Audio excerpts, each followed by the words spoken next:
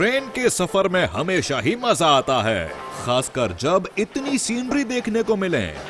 ओह, कैसे हैं दोस्तों?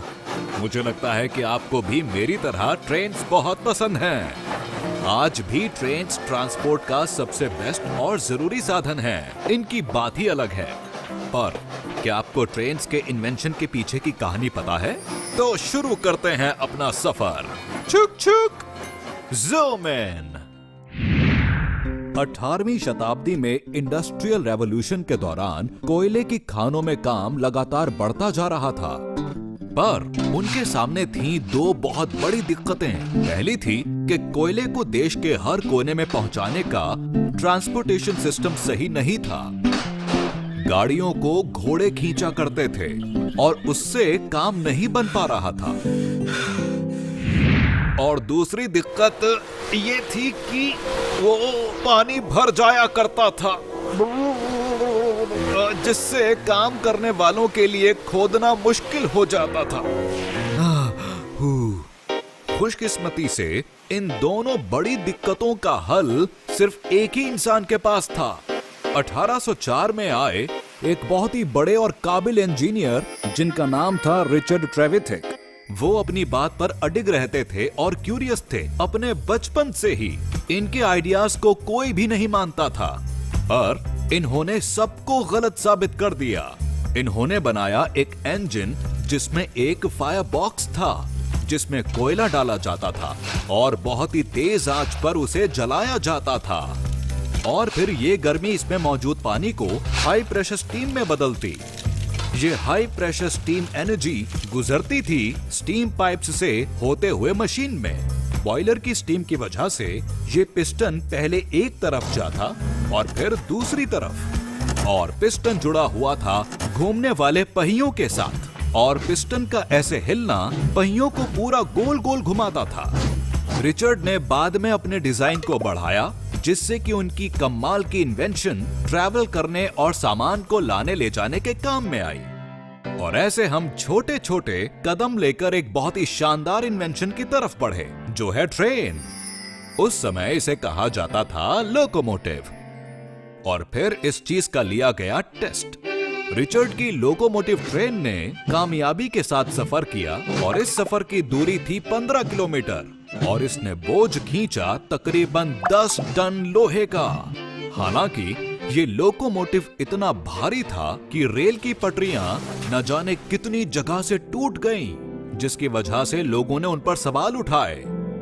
रिचर्ड ने और कई डिजाइन बनाए, पर बदकिस्मती से कोई काम नहीं आया, तो उन्होंने ट्रेन पर काम करना ही छोड़ दिया।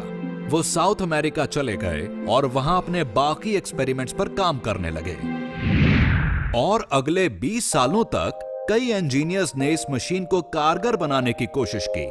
पर फिर आए जॉर्ज स्टीफनसन, जिन्होंने इसकी पूरी जिम्मेदारी अपने हाथों में ले ली। जॉर्ज से आयरन रोड बनाने को कहा गया, जिस पर घोड़े आसानी से चल सकें। पर जॉर्ज बहुत अक्लमंद थे, उन्हें पता था कि ये ट्रेन आखिर क्या क्या कर सकती है। जॉर्ज चीजों को बेहतर बनाने में बहुत माहिर थे।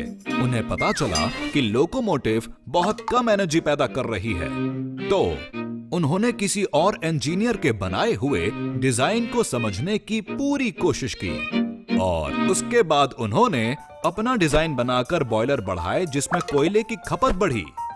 उन्होंने रॉट आयरन का इस्तेमाल किया कास्ट आयरन की जगह, ताकि टूटे ना। उनके बनाए नए डिजाइन को नाम दिया गया द लोकोमोशन नंबर 1। 1825 में लोकोमोशन नंबर 1 दुनिया की सबसे पहली पब्लिक स्टीम रेलवे बन गई। ये डार्लिंगटन से स्टॉकटन तक 450 पैसेंजर्स को लेकर चली, और कुछ सालों के लिए जॉर्ज स्टीफनसन बहुत ही ज्यादा बिजी हो गए थे। पूरी दुनिया से लोग इनके पास आने लगे, जो इनसे रेलवेज बनाने का ये काम सीखना चाहते थे। इससे उनका नाम पड़ गया द फादर ऑफ रेल्स। और तब से अब तक काफी कुछ बदल चुका है दोस्तों। तेजी से काम हो सके, इसके लिए कमाल की मैगलेव टेक्नोलॉजी का इस्तेमाल किया जाता है। मैगलेव टेक्नोलॉजी में चुंबक की मदद से ट्रेन को ट्रैक के ऊपर उठाकर रखा जाता है, जिससे फ्रिक्शन कम हो और स्पीड को और बढ़ाया जा सके। ये तो जादू जैसा लगता है ना? वैसे आपको एक और कमाल की बात बताता हूँ। Trivia time.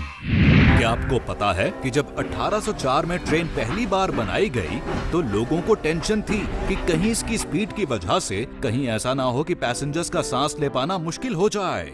अजीब बात है ना? पर असल में ट्रेन की स्पीड इतनी ज्यादा स्लो थी कि वो ट्रेन एक घोड़े से रेस हार गई थी। इस पर तो यकीन ही नहीं होता। दुनिया का सबसे लंबा रेलवे स्टेशन भारत का गोरखपुर रेलवे स्टेशन है, जिसकी लंबाई है 4483 फुट। और दुनिया का सबसे लंबा रूट बिना ट्रेन को बदले 10,212 किलोमीटर का है ना कमाल की बात? ये ट्रेन जाती है मॉस्को से नॉर्थ कोरिया तक। इस सफर में 7 दिन 20 घंटे और 25 मिनट लगते हैं। वो ये तो बहुत लंबा टाइम लग गया ना? तो मैं चला अपनी दोस्त ट्रेन के साथ पहाड़ों के सफर पर। मिलते हैं अगली बार। मैं डॉक्टर बाइनॉक्स, ज़ूमिंग आउट।